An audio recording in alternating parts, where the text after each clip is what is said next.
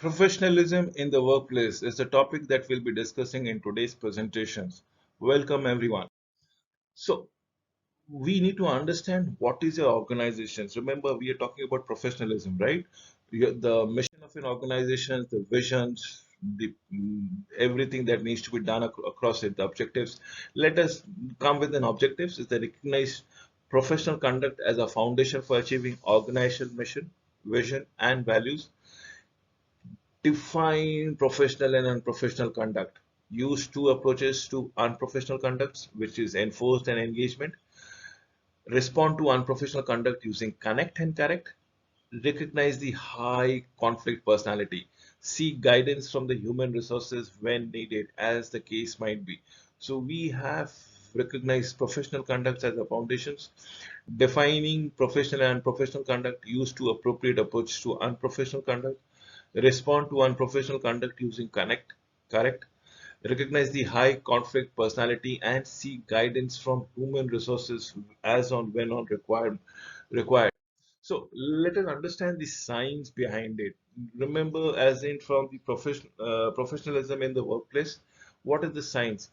No, believe me, it's your adaptability or team effectiveness, and how do we go around it? The coordination mechanism says about the shared mental models, thought process, and mutual trust. This all lead to be going on under team leadership, mutual performances monitoring, team orientations, and so on and so forth. But believe me or not, these can only be done if we are closing everything with a communications. The communication channel has to be closed so that there is an adaptability, there is an effectiveness. Effectiveness is all about leadership, team orientation, and mutual trust that we goes around it is what we are looking forward to.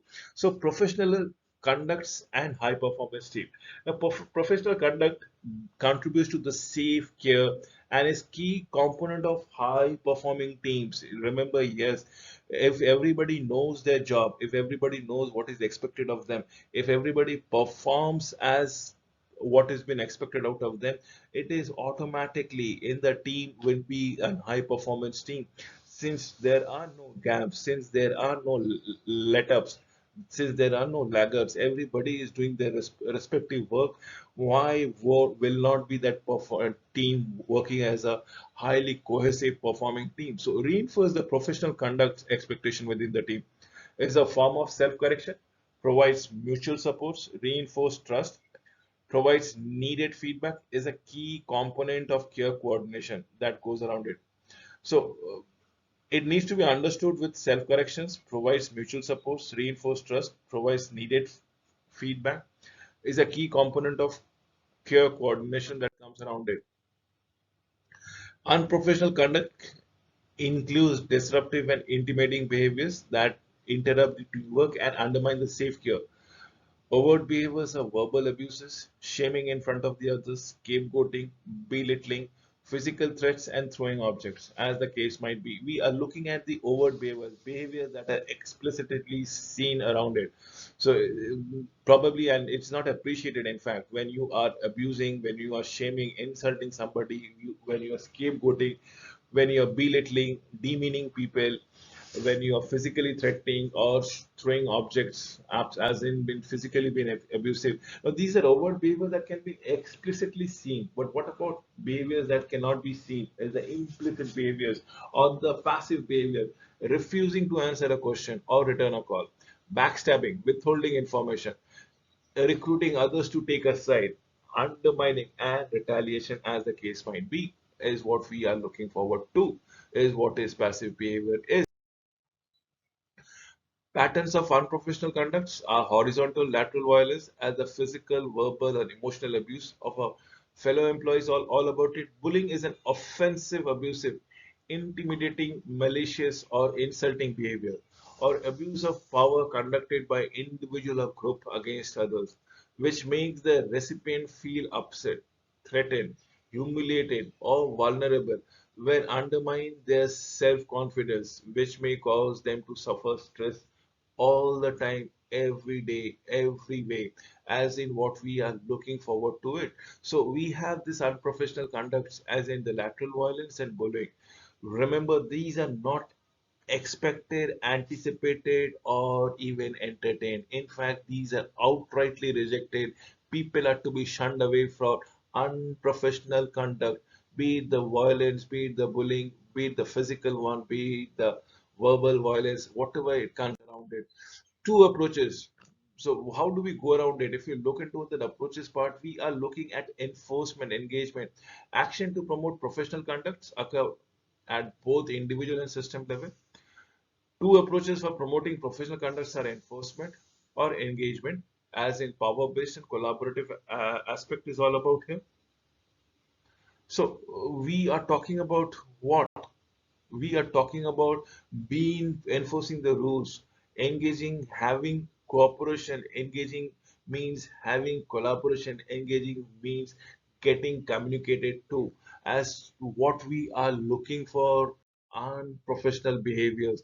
So tiered intervention. The first and the foremost thing, we have the majority of professionals have no issues. Definitely yes, everybody knows what is expected and how to behave in a socially in society, definitely in society, and definitely in an organization.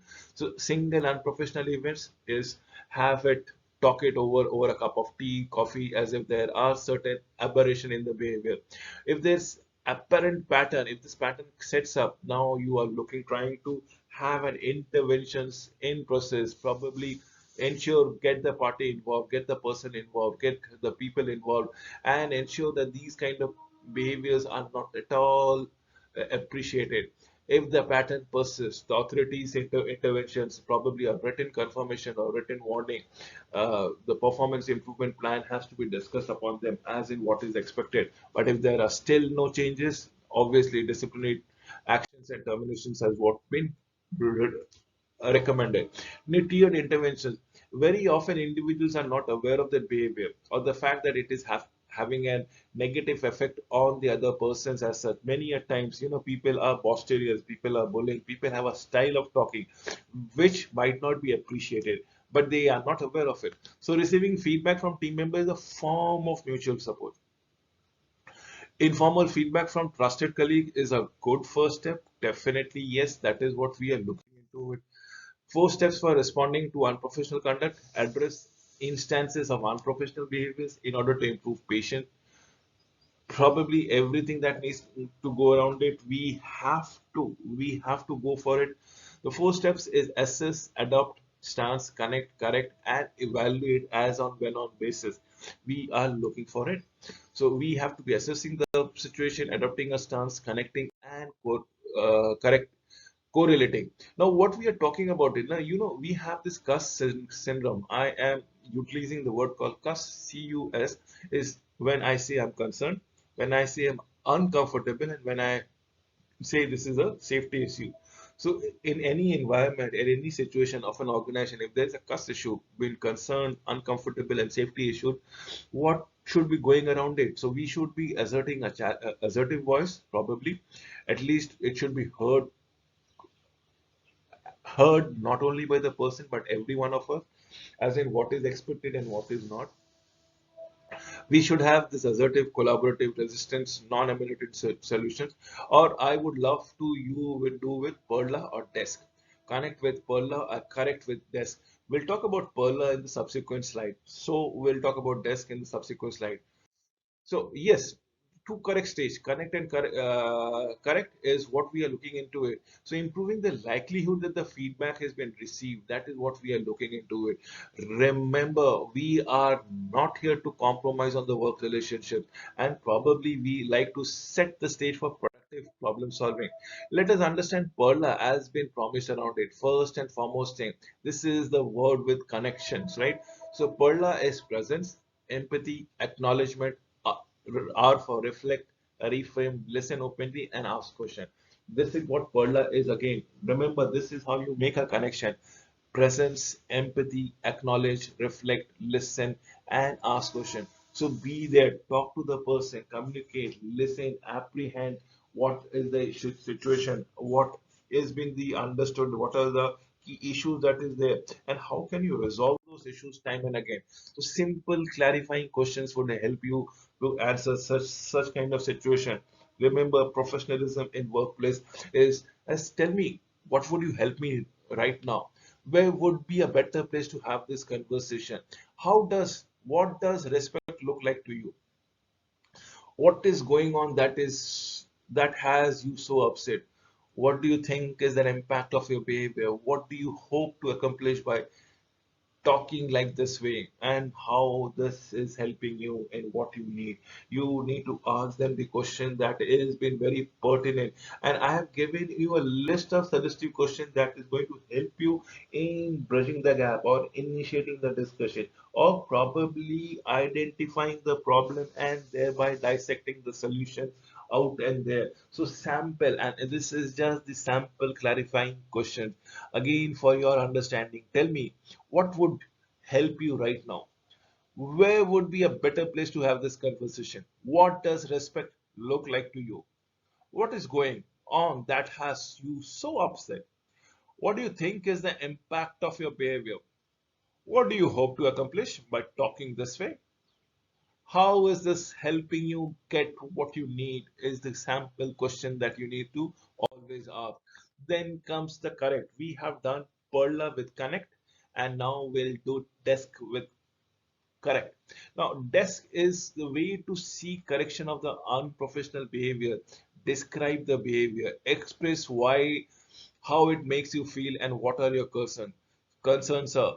Then is suggest alternative and seek agreement. Clarify the consequences. So we have set about the desk. Describe, D for describe, E for express, S for suggest alternative, and C for clarify the consequences as the case might be. Now, this is the only steps which will help you to correct a problem if there are any problems in the first place. So, again, a sample thing for you to understand, as in what are the question that goes around it. Under descriptions, what will you say? When you don't answer pages or return phone calls, it's a passive behavior goes around it. So what gives around? In explanation, I'm worried that I won't be able to give a self-care. Absolutely. This is what we are looking for it. Then, as in S for seek alternatives or agreement, I need for you to respond or have someone call for you. If you are busy, is that something you could try? Now, seek for alternatives. And C for clarify consequences. If not, it is not going to have an impact on yourself. How much can I trust you? Is what we are looking all together. This is the questions of the text, and I'm giving you just a sample questions altogether. Remember, high conflict personalities, people who are individuals and lifelong patterns of high conflict behavior, who typically exhibit long-term traits of those with personality disorders, who engage in ongoing high conflict thinking process altogether. And we look it into it, a person of principles, probably a person who is not going to compromise on the standards that he or she has set for himself or herself.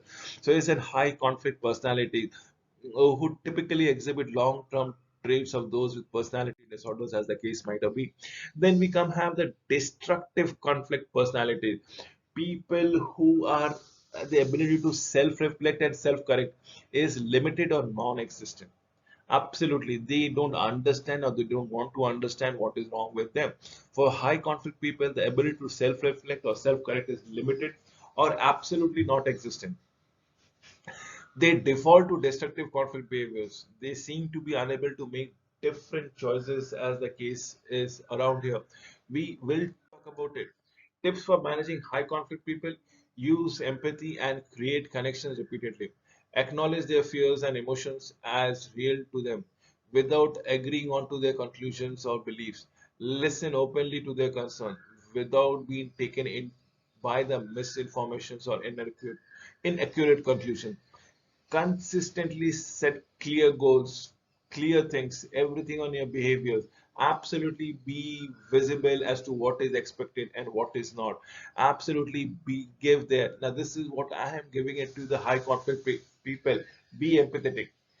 Be acknowledge the fears, and believe me, fears are there not only in yourself but in others also. Be open, listen effectively, and understand what is the objective that you are looking into it. Do not, I repeat, do not fall for the drama or do not adopt a high conflict behavior. Recognize the single interventions will not be sufficient. They will be required to continued interventions and limit settings. Do not take the attacks personally or feel you will be blamed for the situation. As the case might be, yes, this is what we are looking into it. Tips for managing high conflict people. In short, what do I say? Professional conduct is consistent with your organization mission, vision, and values. The first three things that I showed in this particular slide. Your conduct has to be in sync with the organization mission, vision, and values. Know when to enforce and when to engage. Using connect is perla, correct is desk, as the case might be. Manage the high conflict personality and don't let them manage you. Absolutely, do not let them manage you. With these words, I would love to wind up this presentation. Thank you for watching this video.